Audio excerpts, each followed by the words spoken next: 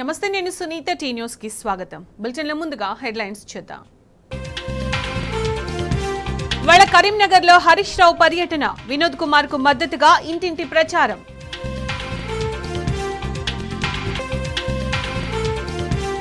మూడవ విడత లోక్సభ ఎన్నికల నోటిఫికేషన్ విడుదల. 12 రాష్ట్రాలు కేంద్రపాలిత ప్రాంతాల్లోని 94 నియోజకవర్గాలకు ఎన్నికలు. ఇవాళ కేఆర్ఎంబీ త్రిసభ్య కమిటీ సమావేశం. 2 రాష్ట్రాల తాగునీటి అంశాలపై చర్చ. సూర్యాపేట దగ్గర ఆగి ఉన్న డీసీఎంను ఢీకొట్టిన కారు, 3 మృతి, 1 పరిస్థితి విషమం.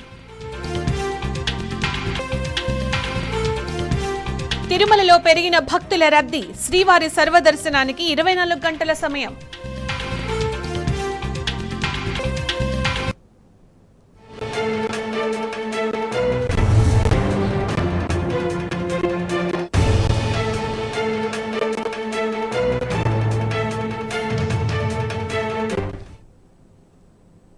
కేంద్ర ఎన్నికల సంఘం ఇవాళ 3వ విడత లోక్సభ ఎన్నికల నోటిఫికేషన్ విడుదల చేసింది.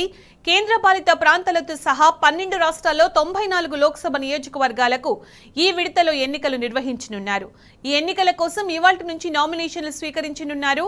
నామినేషన్ల స్వీకరణకు ఈ నెల 19 చివరి తేదీగా ప్రకటించారు. అనంతరం 20న నామినేషన్ల పరిశీలన చేసి నామినేషన్ల ఉపసంహరణకు చివరి తేదీగా 22గా నిర్ణయించారు.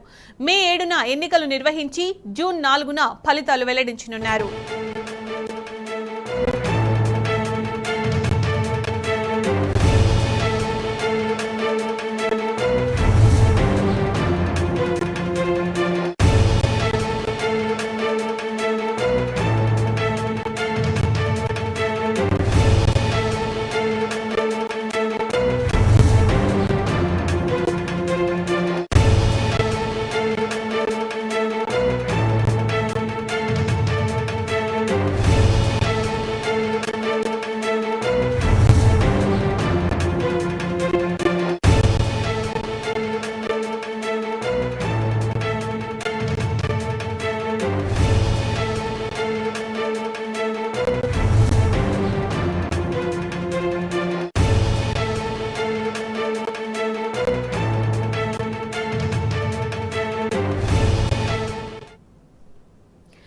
మూడో విడత లోక్సభ ఎన్నికల నోటిఫికేషన్ విడుదలకు సంబంధించి పూర్తి సమాచారం మా ప్రతినిధి లివిల్ అందిస్తారు. లివిల్, అప్డేట్స్ ఏంటి లివిల్?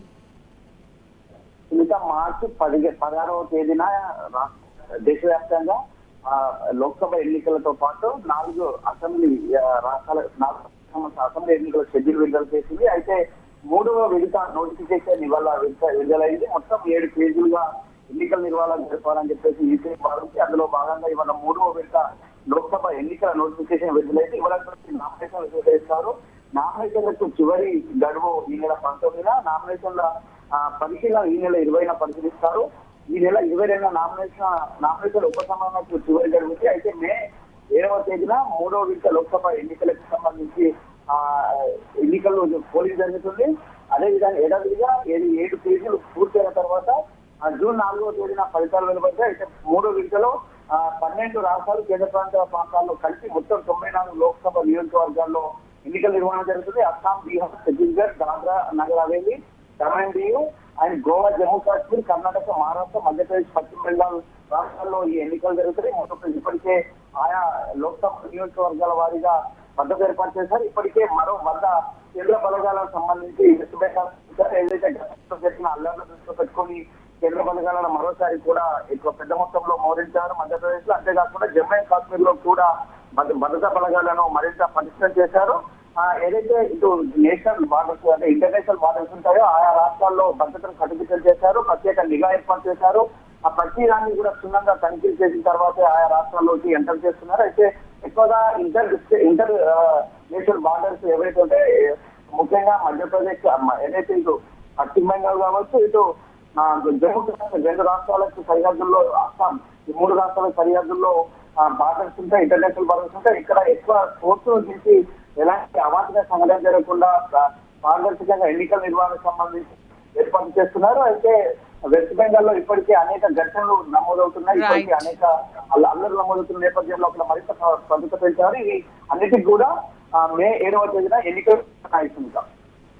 Rightly will. Thank you.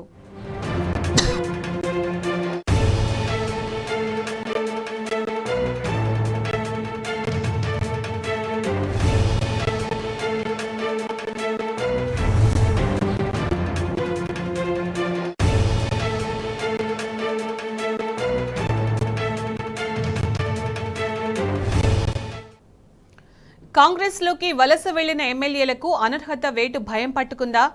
MP ticket దక్కించుకున్న దానం నాగేందర్ ప్రచారం మొదలు పెట్టకపోవడానికి రీజన్ డిస్క్వాలిఫికేషన్ ఎఫెక్ట్ కారణమా? హస్తం గూటికి చేరిన ముగ్గురు ఎమ్మెల్యేలపై వేటు పడితే తిరిగి ఎన్నికలను కాంగ్రెస్ ఎదుర్కోగలదా? ప్రస్తుతం కాంగ్రెస్ పార్టీలో ఇదే హాట్ టాపిక్.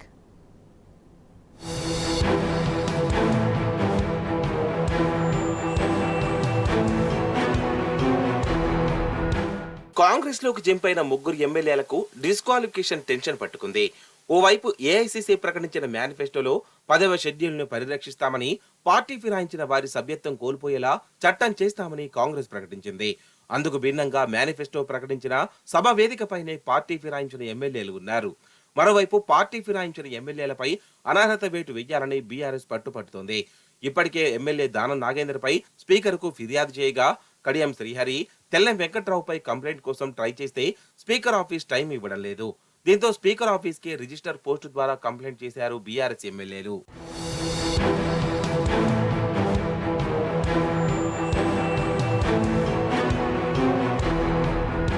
అటు దానం నాగేందర్పై అనర్హత వేటు వేసేలా చర్యలు తీసుకోవాలని కోర్టుకు వెళ్లింది బీఆర్ఎస్. సోమవారం కోర్టులో విచారణ జరగనుంది. అయితే వలస వెళ్లిన ఎమ్మెల్యేలకు అనర్హత వేటు టెన్షన్ పట్టుకుంది. దానం నాగేందర్ కు సికింద్రాబాద్ ఎంపీ టికెట్ కట్టబెట్టింది కాంగ్రెస్.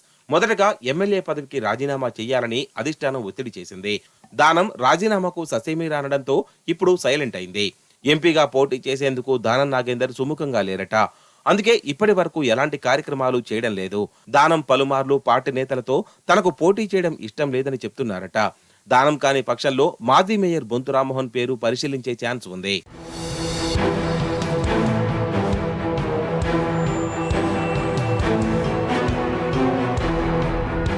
ఇదిలా ఉంటే ఒకవేళ పార్టీ మారినా ముగ్గురు ఎమ్మెల్యేలపై అనర్హత వేటు వేస్తే ఉప ఎన్నికలను కాంగ్రెస్ ఫేస్ చేస్తుందన్న అనుమానం పార్టీ నేతలను వెంటాడుతుంది. ఎందుకంటే పార్లమెంటు ఎన్నికల గెలుపు కోసం సీఎం రేవంత్ నానా తంటాలు పడుతున్నారు. తన సొంత నియోజకవర్గమైన పాలమూరు సీటు చేజారే పరిస్థితి ఉందట. సర్వేలన్నీ కాంగ్రెస్ కు ప్రతికూలంగా ఉండడంతో రేవంత్ ప్రజలను ప్రోవోకేట్ చేస్తున్నాడని సొంత పార్టీ నేతలే ఆరోపిస్తున్నారు.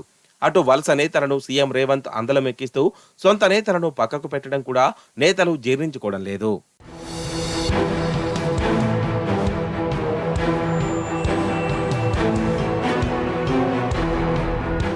పార్టీలో జరుగుతున్న పరిణామాలను గమనిస్తున్న ఫిరాయింపు ఎమ్మెల్యేలకు అనర్హత టెన్షన్ పట్టుకుందట. పార్టీలో అసంతృప్తికి తోడు ప్రజల్లో ప్రభుత్వంపై 4 నెలల్లోనే వ్యతిరేకత రావడం, పార్టీకి ప్రతికూల పరిస్థితులు తమ భవిష్యత్తుకు ముప్పు తెస్తుందన్న ఆందోళన వలస ఎమ్మెల్యేలో మొదలైందట.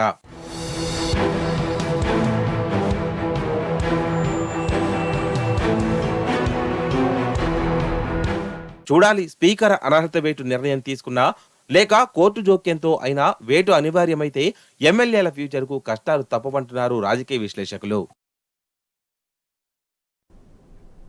ఇవి బులెటిన్ విశేషాలు.